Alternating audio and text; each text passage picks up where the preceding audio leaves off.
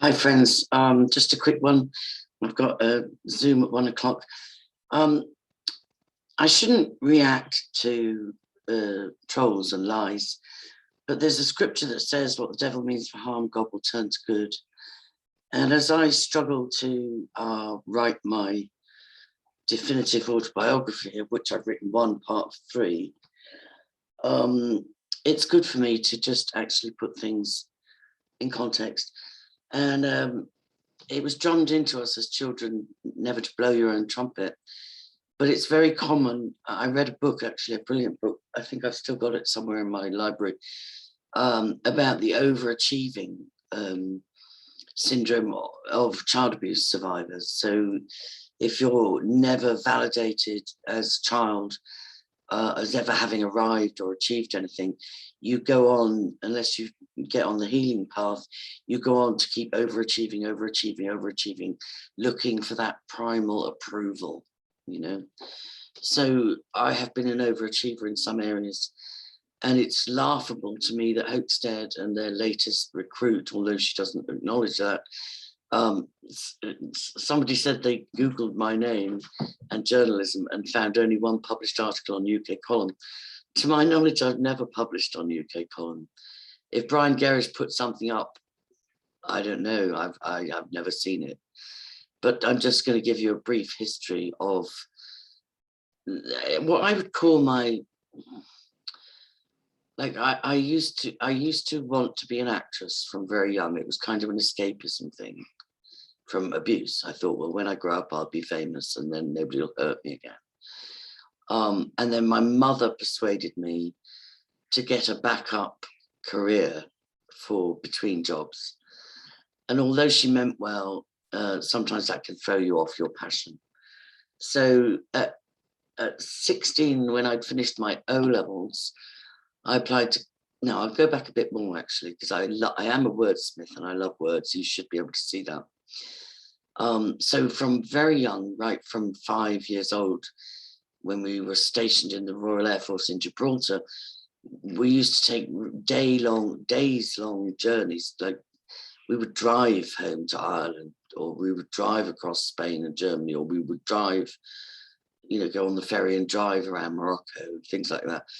And although Mum would give us crayoning books and crayons and I Spy games and all that rubbish, with 5 little girls in the back of a car and a dog usually, and possibly even an Air Force mystery person, and my parents, the boredom, I just used to look out the window and read words from such a young age. I remember asking my mum what did antiques mean. It was, of course, it was antiques. So, and then we were put through private Catholic Jesuit education, which, although selecting us for projects and so on, but was of a very high standard. So we studied Latin, and I studied French, German, Spanish, Italian. You know, I'm a linguist. I speak 5 languages, not all fluently, but I do speak 5 languages. And I'm very versed in linguistics, not of the Hebrew Greek variety, but definitely of the English language. So then at 16, I applied for journalism college and got accepted at Cardiff. But then my English teacher at the then grammar school I was attending in Bradford-on-Avon said, "Oh, Angie, do A-levels, you should go to university." So I did stay on and do A-levels. I did English, French and German. And I hate saying this, but it's the truth. I won the English prize. I got an A in English. I won the literary drama prize. I won the prize as head of the house that won, you know, the school was split into 4 houses, Fleming, and I think ours was Fleming. And that particular year, I'd been elected head of that house and we won that. So, you know, the A-level thing was pretty spectacular. And then I decided I like university still seemed a strange option to me. And my mother packed me off to London to work, and I ended up in BCCI, which later turned out to be a CIA funded nightmare. Well, just corrupt absolutely corrupt. So I worked there for almost 3 years, and then I did discover how corrupt it was. Not how corrupt, but I discovered huge amounts of corruption. I got disillusioned, and I revisited the university option. So I contacted my English teacher again and said, you know, you said I should go to university. And she said, oh yes, apply for Cambridge. I'll get you in the Cambridge entrance exam. Even though I didn't have maths O level, which was needed for matriculation, but she still got me into the Cambridge entrance exam. I passed that. I went for interview. I was like Crocodile Dundee. None of my family, immediate family, had gone to university at that stage. So I didn't put Cambridge as my #1 choice. And then I was supposed to go to Exeter for an interview, and I got on the wrong train and ended up in Birmingham. So then I ended up going to University of Warwick, which was an outpost for experiments. It absolutely was. It was the last place Bill Clinton visited Tony Blair at before he finished his presidency. It's got an incredible history of experiments and surveillance, and loads of my colleagues went on to work for the United Nations. One of my colleagues has an MBE for having, well, two, one ex-boyfriend and another friend started London International Festival of Theatre, and Rose got an MBE for that. And it just, I'll show, I've got loads of photos. I have documented this stuff before on my old channel, but, you know, over a decade of evidence and testimony was nuked on that, and we're ploughing through getting it re-uploaded. So let me try and get to the bottom line. So I had a love of words from very young. I excelled at English at school, and French and German, and, you know, then went and learned Spanish, and by default that connects to Italian. You know, Portuguese I didn't really master, but just the European languages and the root meaning of words. I am a wordsmith. The first, you know, then, so I went to university after 3 years working in London. So I went as a mature student to Warwick from 78 to 81. And I graduated. I started off English and theatre, then got invited to change my secondary subject to American literature and European novels. So just a very classical language degree, and I did very well. So then I decided to take a year off after graduating. I was going to go to Argentina, but the Falklands War broke out. So I went to Costa del Sol. I got a job ghostwriting for Princess Honeychar van Hohenlohe, but when we'd sent 3 chapters and an outline to Doubledays in New York, and the Hohenlohe family realized she was going to spill the beans, they threatened her and said they would cut her off financially. I think in the meantime, her husband, Alexander, had died.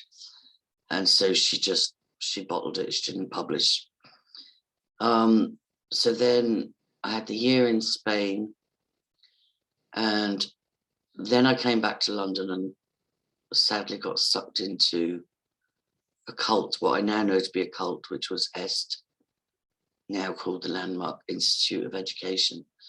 It was created by an ex-Scientologist, and I hope to be doing an interview soon with another ex-Scientologist and discussing that.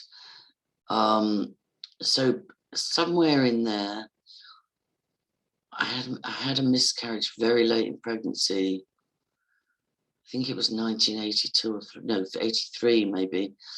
And I wrote a poem about it, and that was published in a book called Angels of the Heart. It was published in Bath, and all funds went to charities that dealt with sudden infant death syndrome and just that whole grief system of losing a baby. So I published a poem in there.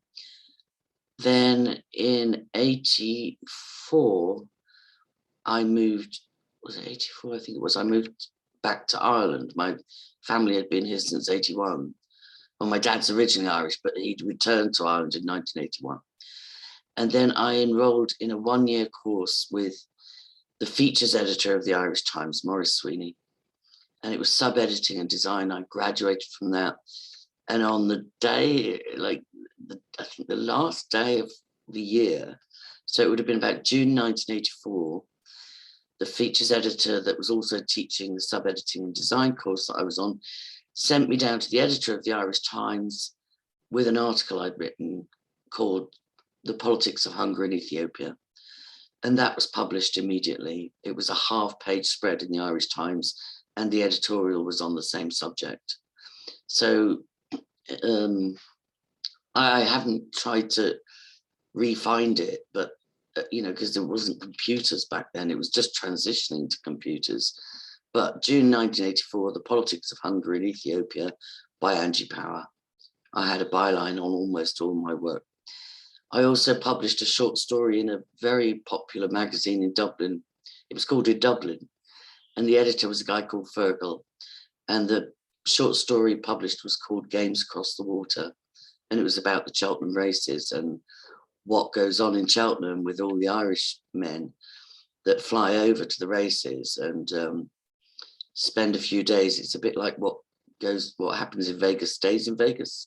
Only I had a sister and she had many friends in Cheltenham that shared with me their side of what it's like when Cheltenham gets flooded with Irishmen. So I wrote a story called Games Across the Water that was published. And then I went on to freelance for about a year.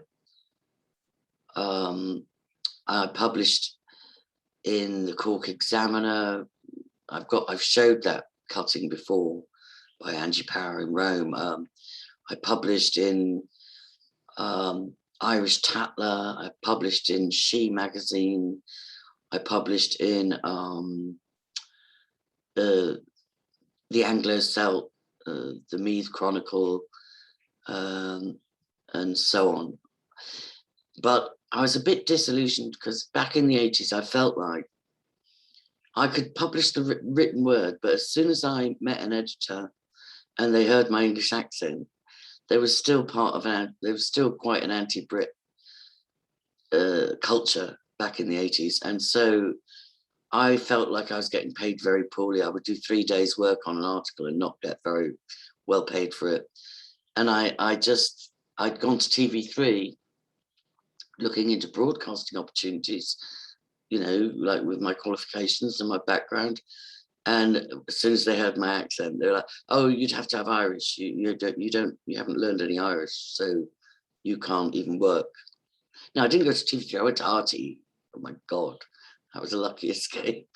But they just smirked and told me it didn't matter how good my education was. Without speaking as Gaeilge, I couldn't even apply. So, little disillusion with that. I kind of laid it down after about a year and emigrated to America.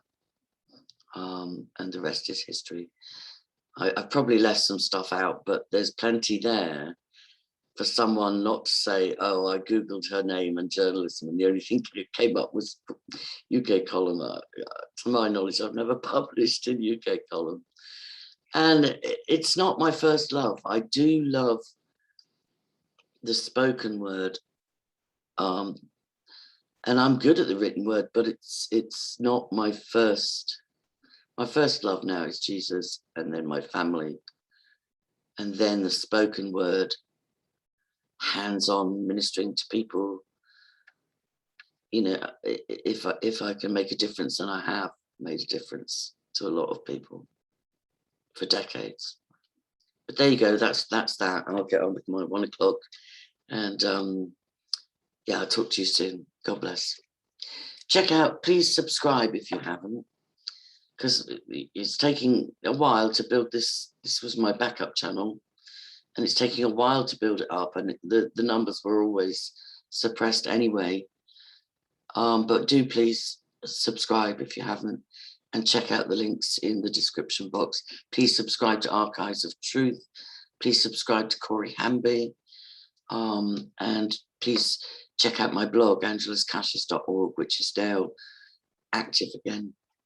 And getting, restored. There in some of the many older articles, a lot of the video links are dead because of my channel getting taken down. But anyway, prayers appreciated. The arrows are still coming in thick and fast. But what's that prayer like? We have the mind of Christ and take authority over vain imaginations and cast down every thought which would exalt itself against the knowledge of God and his perfect plan and purpose for our lives. And we therefore put on the full armour of God, the helmet of salvation, which guards our mind, the breastplate of righteousness, which guards our heart, the belt of truth goes around our loins. We especially take up the shield of faith that quenches every fiery dart of the enemy. And we put on the shoe shod, ready to go forth with the gospel of peace. So thanks and God bless, and pray for me. I'm going to be having a connection with another very high level whistleblower, but his internet connection is not great at the moment. So it may or may not be recorded, but he's going to try and take care of that issue as well. Bye.